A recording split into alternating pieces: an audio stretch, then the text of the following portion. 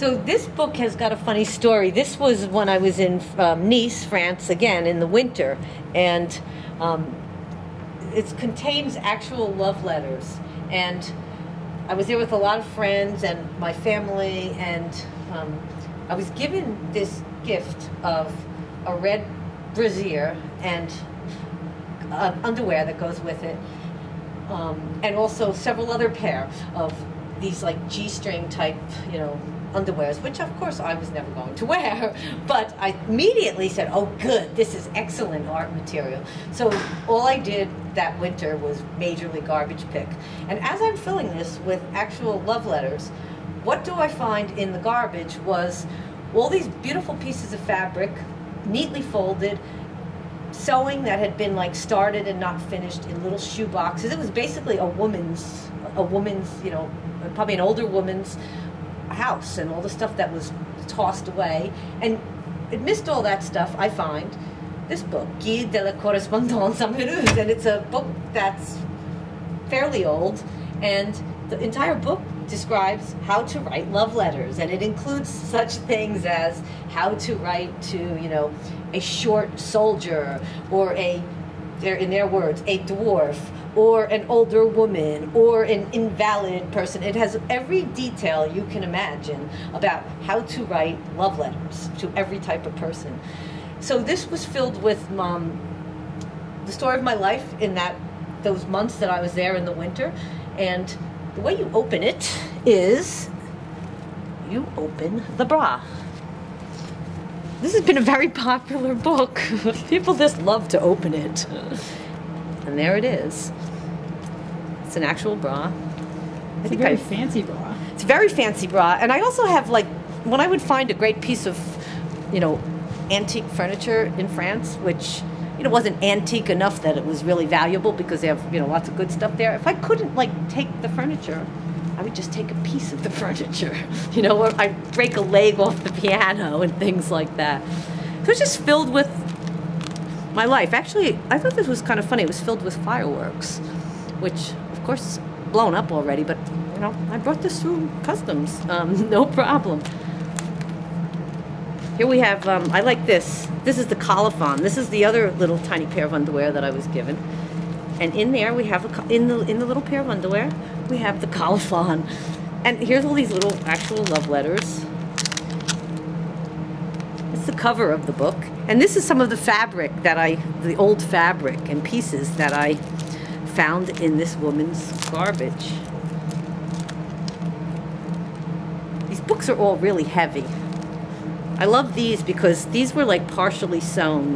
I kept the little stitches in of this person sewing, little pieces of garments. And I would just include bits and pieces of, everyday life in Nice in the winter.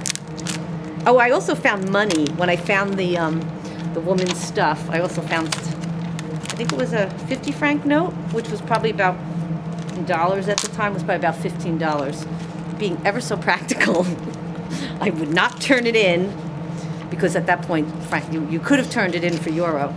I just put it in the book. It's collage material. And this book is very popular. And I guess it's the red bra, it just never seems to, it's always around. It never seems to be home. It always seems to be out in some show somewhere. What is the significance of the pins? I use the pins. I've been using the pins for about 15 years. I also relate really strongly to the sewing trades. My family, people were either tailors, really skilled, incredible tailors or seamstresses, very fashionable. And that's one of my earliest recollections, watching my mother and family people sew. Great, incredible things. And I'm, not fashionable at all, but I was in the old days, really old days. And when I could still see people sewing and making this incredible material and things, and I feel like that has always influenced me. So the pin represents that. It also, to me, represents labor and underrepresented workers, people that are laboring. In the old days, it was textile workers, but that handwork has a lot of pride and a lot of care, and it's in many cases totally artistic and just amazing, but it's also under-recognized.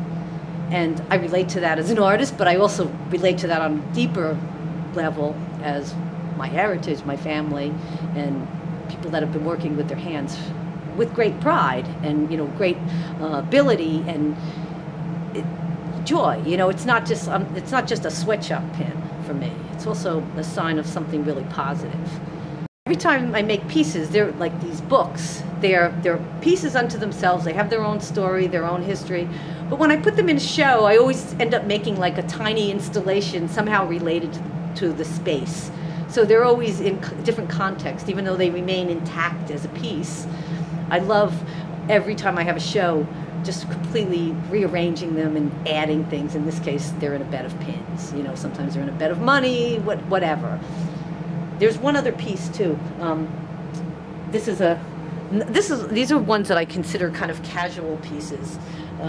This is a rock that I found in a river in Italy, and just gold leafed it. It was cracked in half like that. And I love this book that I found. It was called The Love Match. And for the Rutgers show, these are some really great things from the archives. Old there were some women's, from a women's archive. So I used that just temporarily. So those are catalog cards. They're not quite catalog. They're almost catalog cards. I think they had something to do with women's health. So I thought they were really appropriate. And the ubiquitous shredded money. And here we have the Santa Lucia, the eyes and the hands that have been around quite a bit in my work.